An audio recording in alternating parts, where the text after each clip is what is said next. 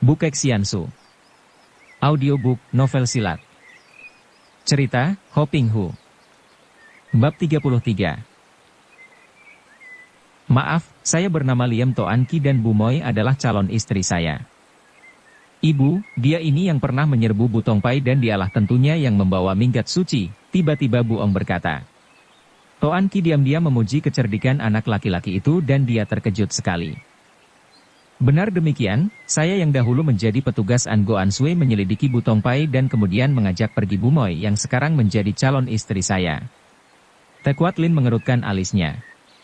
Laki-laki ini sebenarnya telah menghinanya sebagai bekas ketua Bu Tongpai dan sebagai guru Sui Nio, akan tetapi diam-diam dia menerima isyarat mata Kiam Mo Chai Li, maka dia menoleh kepada Sui Nio sambil bertanya, benarkah kau menjadi calon istrinya? Muka Sui Nio menjadi merah sekali. Benar, Subo. Kami saling mencinta, akan tetapi Teocu dan dia berjanji hanya akan melangsungkan pernikahan setelah dendam saya terbalas, yaitu setelah kerajaan sekarang jatuh dan dikuasai An Goan Sui. Sudahlah. Kalau kau dan calon suamimu ini hanya membantu, siapa yang menjadi utusan An Goan Sui menghadap padaku? Mereka inilah, Sui Nio menunjuk kepada 3 orang teman-temannya. Dia adalah Pat Jiu Mokai, dan Totiang ini adalah Siok Tojin, Long Hyong itu adalah Tan Goan Kok. Mereka bertiga yang menjadi utusan An Goan Sui. Tekuat Lin memandang tajam kepada 3 orang itu seolah-olah hendak menimbang bobot mereka dengan matanya. Pat Jiu Mokai yang tertua dan dianggap pemimpin rombongan apalagi karena dia yang pandai bicara dibandingkan Tan Goan Kok yang kasar dan jujur, apalagi dengan Siok Tojin yang jarang sekali membuka mulut, segera tertawa. Hahaha, kami bertiga pun hanyalah pembantu-pembantu rendahan saja dari An Goan Sui. Akan tetapi kami menerima kehormatan untuk menjadi utusan beliau menghadap Toanio Tekuat Lin yang namanya terkenal sebagai Ratu Pulau Es dan Ketua Bu Tongpai. Juga menghadap Kiam Mo Chai Li yang juga amat terkenal di dunia Kang Ou sebagai seorang wanita yang amat lihai dan cerdas sekali. Kami merasa amat terhormat dapat menjadi tamu-tamu di rawa bangkai ini. Kiam Mo Chai Li Liok Siang memang amat cerdas. Kini mendahului Kuat Lin dan berkata, tidak tahu apakah kedatangan Cui ada hubungannya dengan pesan kami kepada An Goan Sui. Dugaan Chai Li benar sekali. Kami berlima adalah utusan An Goan Sui untuk menghadap Jiwi dan untuk bicara dengan Jiwi. An Goan Sui telah menerima pesan Jiwi dan sebagai jawaban An Goan Sui mengutus kami untuk bicara. Lalu bagaimana keputusan An Goan Sui tentang ajakan kami untuk bekerja sama? Tekuat Lin bertanya. An Goan Sui merasa amat senang menerima surat Jiwi dan tentu saja An Goan Sui menerima dengan kedua tangan terbuka uluran kerja sama Jiwi itu. Sudah lama An Goan Sui merasa kagum, terutama sekali melihat siasat gemilang yang berhasil baik sehingga Jiwi sekalian dapat menyelundupkan orang menjadi kepercayaan yang kui-hui. Hanya sayang, pada saat terakhir siasat gemilang itu mengalami kegagalan karena orang kepercayaan Jiwi tidak dapat menahan nafsu berahinya. Kami diutus oleh An Goan Sui untuk menyampaikan pesan bahwa jika Jiwi suka membantu dari dalam, yaitu berusaha menanam tenaga-tenaga bantuan di dalam kota raja dan kalau mungkin di dalam istana agar kelak memudahkan penyerbuan ke kota raja apabila saatnya yang tepat tiba, maka An Goan Sui akan berterima kasih sekali. Mendengar pesan An Lusan yang disampaikan oleh Pat Jiu Mokai ini, hati kedua orang wanita itu menjadi girang sekali sungguh pun kegirangan itu tidak terbaca di wajah mereka. Kami yang tidak mempunyai pasukan besar memang tahu diri dan tentu saja hanya akan membantu dari dalam seperti yang diusulkan An Goan Sui. Kami dapat menerima usul itu dan sebaiknya kita rencanakan siasat-siasatnya bersama. Tekuat Lin berkata. Sebelum kita berunding dan mengatur siasat agar dapat kami sampaikan kepada An Goan Sui terlebih dahulu kami harus menyampaikan semua pesan beliau untuk Jiwi. Selain usul itu juga An Goan Sui mengatakan bahwa pekerjaan membantu dari dalam itu merupakan pekerjaan yang amat rumit, sulit, dan berbahaya. Hanyalah orang-orang yang memiliki ilmu kepandaian yang amat tinggi saja yang akan dapat berhasil dan An Goan Sui ingin memperoleh keyakinan bahwa para pembantunya tidak akan gagal. Mendengar kata-kata kakek berpakaian tambalan itu, merahlah wajah Tekuat Lin dan hatinya menjadi panas. Ucapanmu itu berarti bahwa kalian hendak menguji kepandaian kami? Sambil tertawa Kiam Mo Chai Li yang melihat kemarahan kawannya itu bangkit berdiri dan meloncat ke tengah ruangan yang luas itu sambil berkata, memang sudah seharusnya demikian. An Goan Sui adalah seorang jenderal besar yang cerdik pandai, tentu akan menguji setiap orang sekutu atau pembantunya. Nah, biarlah aku yang lebih dulu memperlihatkan kepandaian. Siapakah di antara Cui berlima yang hendak menguji? Dengan lagak memandang rendah Kiamo Caili berdiri dan memandang ke arah 5 orang utusan itu. Tentu saja Bu Suinyo tidak berani bergerak, juga Liem Toan Ki yang sudah maklum akan kehebatan ilmu kepandaian wanita majikan rawa bangkai itu mengerti bahwa dia bukanlah tandingannya. Melihat wanita yang usianya 50 tahun itu masih cantik menarik dan memegang sebatang payung, berdiri dengan sikap memandang rendah, Siok Tojin yang sejak tadi diam saja sudah bangkit. Ilmu kepandaian Tosu ini amat tinggi terutama ilmu pedangnya, dan di dalam rombongan itu dia merupakan orang kedua yang terpandai. Biarlah Pinto yang akan menguji, katanya. Pak Jiu Mokai mengangguk. Memang yang akan menjadi tukang menguji kepandaian 2 orang wanita itu adalah mereka bertiga, dan dia mendengar bahwa kepandaian bekas Ratu Pulau Es itu lebih hebat daripada kepandaian Kiamo Caili, maka memang sebaiknya kalau Siok Tojin yang menghadapi Kiamo Caili sedangkan dia nanti yang akan menghadapi Te Kuat Lin. Kiamo Caili memandang Tosu itu penuh perhatian, kemudian sambil tersenyum dia berkata, kalau aku hanya mampu menandingi Siok Tojin, agaknya belumlah patut aku menjadi tangan kanan Ratu Pulau Es dan akan menjadi kepercayaan An Goan Sui. Akan tetapi hendak kuperlihatkan bahwa aku akan dapat mengalahkan Totiang dalam 10 jurus. Kalau sampai dalam 10 jurus aku tidak mampu mengalahkan Totiang, anggap saja aku tidak becus dan aku akan mengundurkan diri. Ucapan ini mengejutkan semua utusan itu. Biarpun mereka sudah lama mendengar nama besar datuk wanita yang merupakan iblis betina ini, namun Siok Tojin bukan orang sembarangan. Ilmu pedangnya amat tangkas, hebat dan kuat. Bagaimana wanita itu berani bersombong mengatakan hendak mengalahkannya dalam 10 jurus? Namun Te Kuat Lin yang dengan pandang matanya yang tajam dapat menilai orang, tenang-tenang saja. Juga Kiamo Caili bukanlah menyombongkan diri secara ngawur, melainkan dia pun sudah dapat menilai kepandaian Tosu itu dari gerakannya maka dia berani menantang akan mengalahkannya dalam 10 jurus. Siok Tojin mengerutkan alisnya, perutnya terasa panas. Dia tidak pandai bicara, maka dalam kemendongkolannya dia hanya berkata, seekor kerbau diikat hidungnya, manusia diikat mulutnya. Ucapan ini mengandung maksud bahwa kalau Kiamo Caili tidak memenuhi janji yang diucapkan dengan mulut, dia sama dengan seekor kerbau. Setelah berkata demikian, tangan kanannya bergerak dan tampaklah sinar berkilau dari pedang yang telah dicabutnya. Tentu saja mulutku dapat dipercaya, Siok Tojin. Aku akan mengalahkanmu dalam waktu 9 jurus.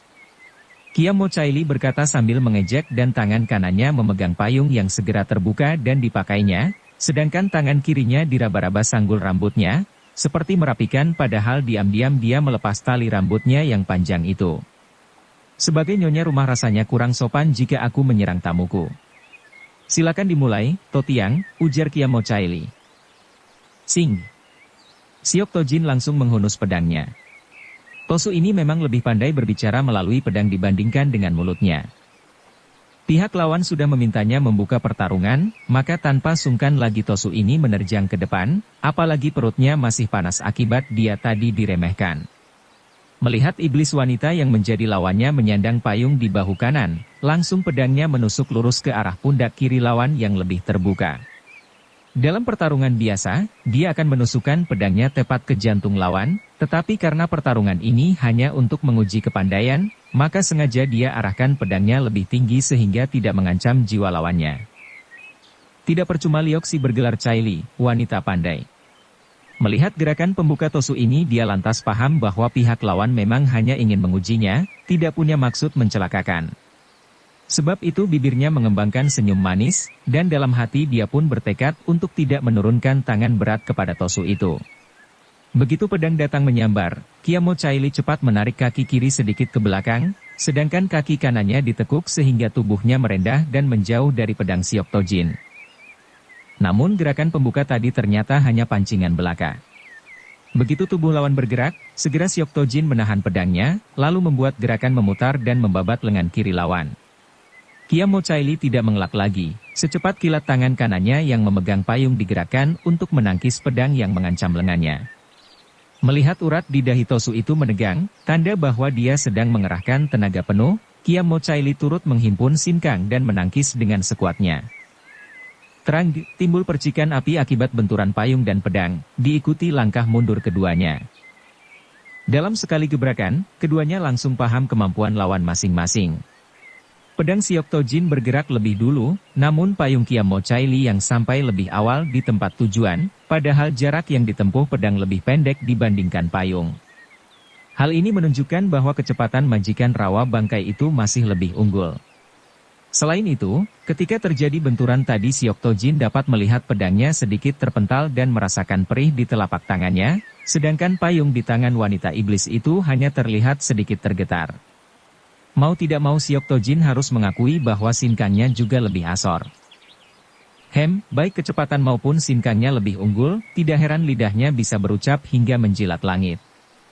Melihat kenyataan ini, sebaiknya aku bertahan saja selama 10 jurus, hendak kulihat apa yang bisa dia lakukan terhadap diriku. Lewat 10 jurus, jika aku masih berdiri tegak, bukankah dia sendiri yang harus mengaku kalah? Demikian jalan pikiran si Tosu dalam mengatur siasat.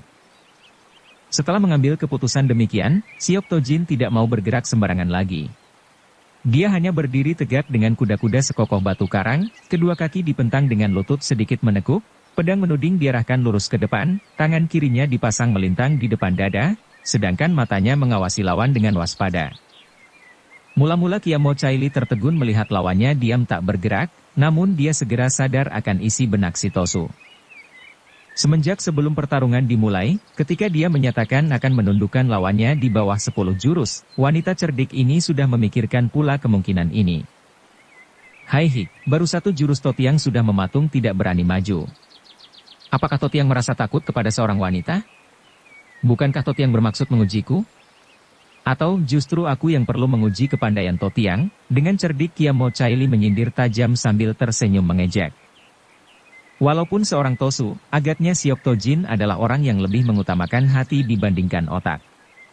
Mendengar sindiran lawan, dia lupa pada siasat yang sudah ditanam dalam pikirannya. Siapa yang takut? Bentaknya sambil kembali menerjang. Kia Mo Chaili tahu An Goan Sui tidak mungkin mengirim orang lemah untuk menguji dirinya. Bisa melewati rawa maut hingga kakinya menginjak istana kediamannya saja sudah menunjukkan bahwa Tosu ini bukan lawan yang mudah dikalahkan begitu saja. Bila Siok Tojin hanya bertahan saja, dia khawatir hingga lewat 10 jurus dirinya belum mampu mengalahkan Tosu ini. Karena itu dia memang sengaja memancing kemarahan lawan agar mau menyerang, dengan demikian akan timbul lubang-lubang yang dapat diterobos payung, kuku, atau rambutnya yang seperti cambuk. Segera kedua orang itu saling serang dengan dahsyat.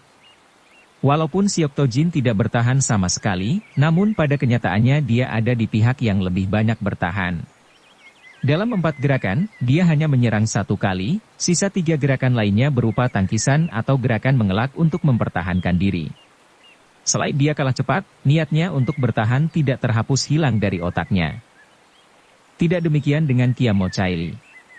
Wanita ini harus menjatuhkan lawan sebelum jurus ke-10 dimainkan, karena itu dia langsung mengembangkan jurus-jurus pilihan. Payungnya berkelebat cepat, kadang tertutup lain kali terbuka, sekali menusuk 2 kali membabat. Di samping itu tangan kirinya tidak tinggal diam, akan tetapi turut menyerang dengan kuku-kukunya yang beracun. Setelah lewat 4-5 jurus kedudukan Siok Tojin sudah sangat payah. Seluruh ruang geraknya seakan-akan tertutup tanpa jalan lolos, terkepung oleh kelebatan sinar payung dan cengkeraman kuku jari Kia Mo Chaili. Hingga suatu saat, pada jurus kelima, tubuh Tosu itu terhuyung setelah pedangnya terpaksa menangkis payung lawan yang menyabet lengan atasnya dengan tenaga penuh. Tiba-tiba Kia Mo Chaili mengeluarkan suara lengking yang membuat telinga semua orang mendengung. Mendadak tangan kiri wanita iblis ini menyerang ulu hati lawan dengan gerakan mencengkeram, mengandalkan kuku jarinya yang panjang dan mengandung racun. Dalam waktu yang bersamaan, payung di tangan kanannya berkelebat secepat kilat membabat pinggang kiri si Tosu. Walaupun dalam keadaan terhuyung, Siok Tojin masih dapat melihat 2 serangan sekaligus yang sama berbahaya ini. Cepat tangan kirinya bergerak menangkap pergelangan tangan Kia Mo Chaili, sementara pedangnya diayun menangkis payung yang mengarah pada pinggangnya. Kia Mo Chaili mendengus, dia biarkan tangan lawan menangkap pergelangan kirinya, namun tanpa mengurangi tenaga, cakar kiri itu tetap mendorong dan mengancam ulu hati Siok Tojin. Di saat itu pula dia kerahkan sinkang pada payungnya sehingga pedang lawan menempel tanpa dapat dilepaskan.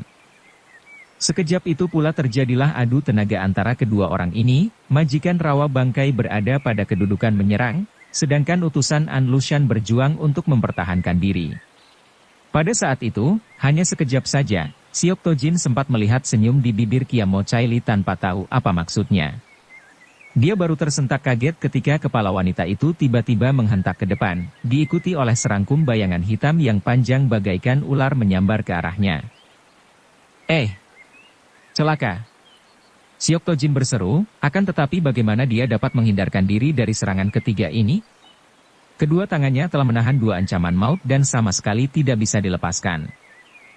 Plak-plak. Seperti ular hidup mematuk saja layaknya, ujung rambut panjang itu menotok dua kali, membuat kedua lengan tangan Siok Tojin seketika lumpuh dan pedangnya telah dirampas oleh ujung rambut yang terayun-ayun dan berputar ke atas, membawa pedang itu berputaran di atas kepala. Bagaimana, Totiang? Kiamo Chaili bertanya. Sambil menundukkan kepalanya, Siok Tojin berkata lirih, Pinto mengaku kalah. Dan memang dia tahu akan kekeliruannya sekarang, akan tetapi dia harus mengaku bahwa dia telah dikalahkan dalam 5-6 jurus saja. Dia tahu pula bahwa lawan tidak hendak mencelakakannya, kalau tidak, tentu ujung rambut itu dapat melakukan totokan maut yang akan menewaskannya. Rambut itu membawa pedang meluncur ke bawah dan melempar pedang menancap di depan kaki Siok Tojin. Kemudian dua kali rambut menyambar, dan menotok sehingga terbebaslah tosu itu dari totokan. Siok Tojin menghela napas, mengambil pedangnya, menjura lalu tanpa berkata-kata lagi dia melangkah mundur ke tempat teman-temannya. Hahaha, bukan main hebatnya Kiamo Chaili. Pedang payung lihai, kukunya berbahaya, rambutnya hebat, akan tetapi yang lebih hebat lagi adalah kecerdikannya yang memancing kemarahan Siok Tojin. Memang kecerdikan seperti itu amat dibutuhkan dalam tugas bekerja dari dalam yang membutuhkan kecerdikan seperti yang dimiliki Kiamo Chaili. Kyonghi, selamat. An Goansue tentu akan girang sekali mendengar laporan kami tentang diri Kiamo Chaili. Kiamo Chaili yang sudah duduk kembali, tersenyum girang. Loeng Hyong Patjiu Mokai terlalu memuji, katanya dengan bangga dan girang. Sekarang untuk melengkapi tugas kami yang diberikan oleh An Goansue, kuharap Tetoanio suka memperlihatkan kepandaian, kata pula Patjiu Mokai sambil melangkah maju menyeret tongkat bututnya. Dan agaknya terpaksa aku sendiri yang harus maju melayani Toanio. Tekuat Lin masih tetap duduk dan memandang kakek pengemis itu dengan sinar mata tajam penuh selidik, kemudian dengan suara tenang dia berkata, siapa lagi yang diutus oleh An Goansue untuk menguji kami? Hanya kami bertiga, dan karena Siok Tojin sudah kalah. Maka tinggal engkau dan Tan Long Hyong itu. Nah, kau lihat Tan Long Hyong juga telah membawa senjatanya, membawa sebatang toya, maka sebaiknya kalau kalian berdua maju dan mengeroyokku. Patjiu Mokai tertawa bergelak. Hahaha, Toanio, apakah Toanio juga hendak menggunakan siasat seperti Kiamo Chaili tadi? Ingat, tidaklah mudah untuk memancing kemarahanku. Tekuat Lin mengerutkan alisnya, lalu melangkah maju. Siapa yang menggunakan siasat? Tanpa siasat pun, menghadapi kalian berdua aku masih sanggup. Tiba-tiba terdengar suara Han Buong, Ibu, berikan dia kepadaku.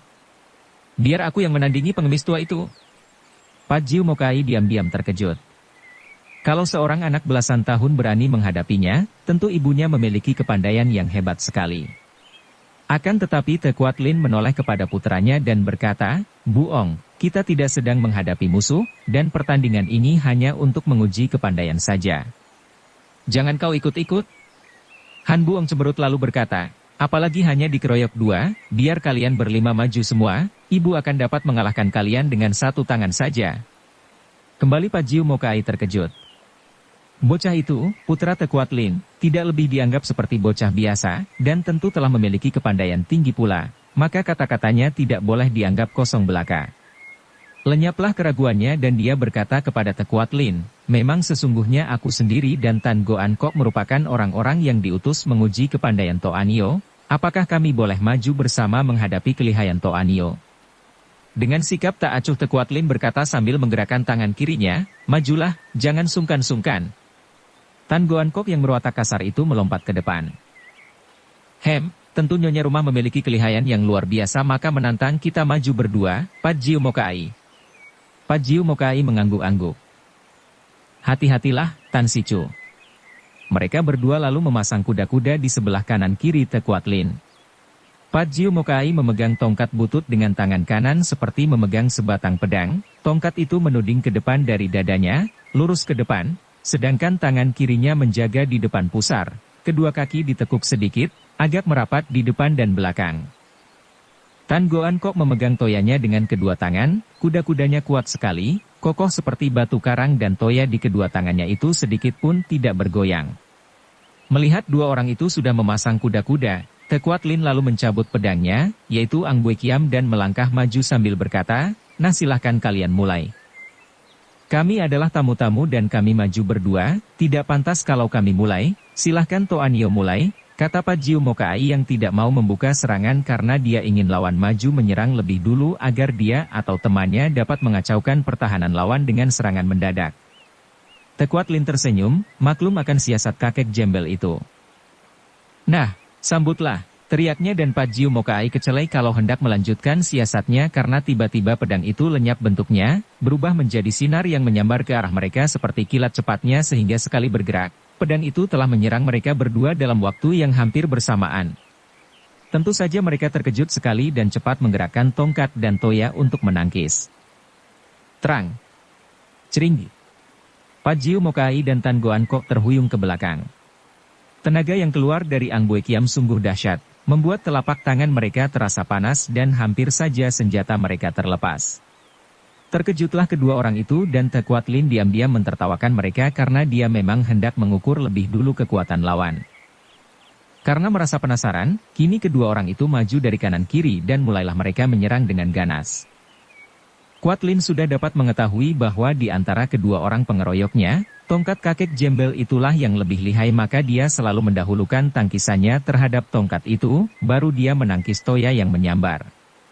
Dia tahu bahwa kakek Tan Goan Kok yang kasar itu hanyalah mengandalkan tenaga guakang yang besar. Namun makin besar tenaga kasar lawan, makin mudah dia menghadapinya karena sedikit getarkan pedang yang dilakukan dengan pengerahan sinkang cukup membuat telapak tangan Tan Goan Kok terpukul sendiri oleh tangannya.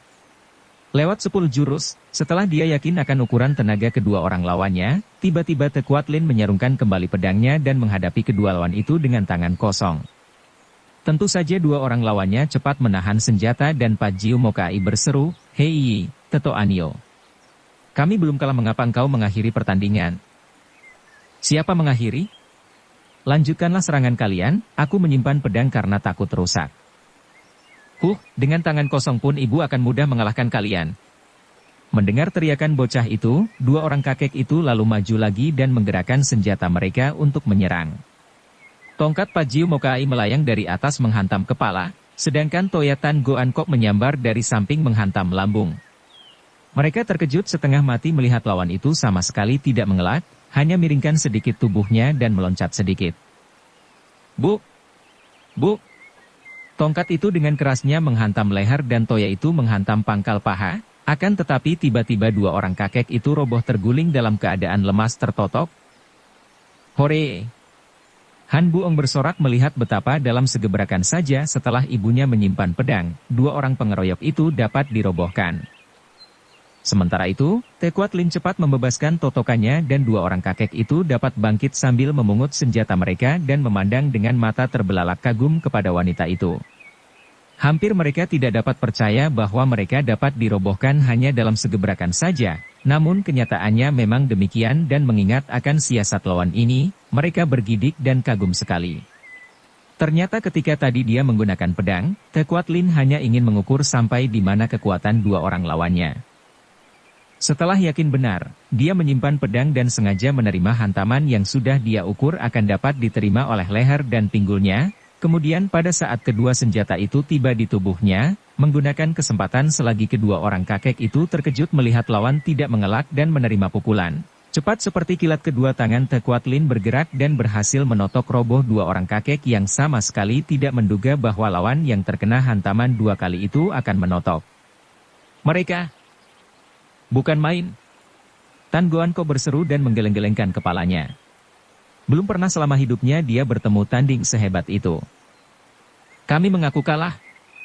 Kiranya Teto Anio memiliki kelihayan yang amat luar biasa dan kami akan melaporkan semua ini kelak kepada An Goan Sue," kata Pat Jiu Mokai. Tekuat Lin dan Kiamo Caili girang sekali setelah dapat menundukkan para utusan itu, maka pesta lalu diadakan untuk menyambut utusan-utusan An Lusan dan sambil makan minum mereka lalu merundingkan dan merencanakan siasat untuk bekerja sama. Dalam kesempatan ini, Pat Jiu Mokai mengeluarkan sebuah peti hitam kecil dan menyerahkannya kepada Tekuat Lin sambil berkata, harap To Anio suka menerima hadiah tanda persahabatan dari An Goan Sui ini. Tekuat Lin menyatakan terima kasih. Lalu bersama Kiamo Caili membuka peti yang terisi emas dan perak dalam jumlah yang cukup banyak.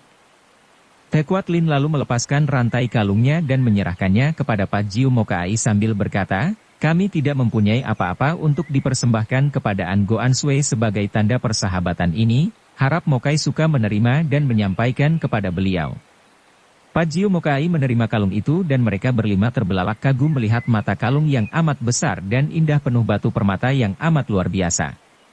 Biarpun mereka bukanlah ahli, namun pengalaman mereka membuat mereka, terutama 3 orang kakek itu dapat menduga bahwa harga kalung ini tidak kalah mahalnya dengan peti dan isinya, hadiah dari An Lusan tadi. Hendaknya di antara pelaporan Cui, diberitahukan kepada An Goan Sui bahwa kami sama sekali tidak membutuhkan harta benda, melainkan hendaknya An Goan Sui mengingat bahwa saya adalah bekas Ratu Pulau Es dan putraku adalah seorang pangeran, sedangkan Kiamo Caili adalah majikan rawa bangkai sehingga kelak kalau perjuangan kita berhasil, sudah sepatutnya kalau kami memperoleh kedudukan yang setingkat dengan keadaan dan dengan bantuan kami. Bersambung ke bab 34. Dukung kami dengan subscribe, follow, like, komen dan share. Terima kasih.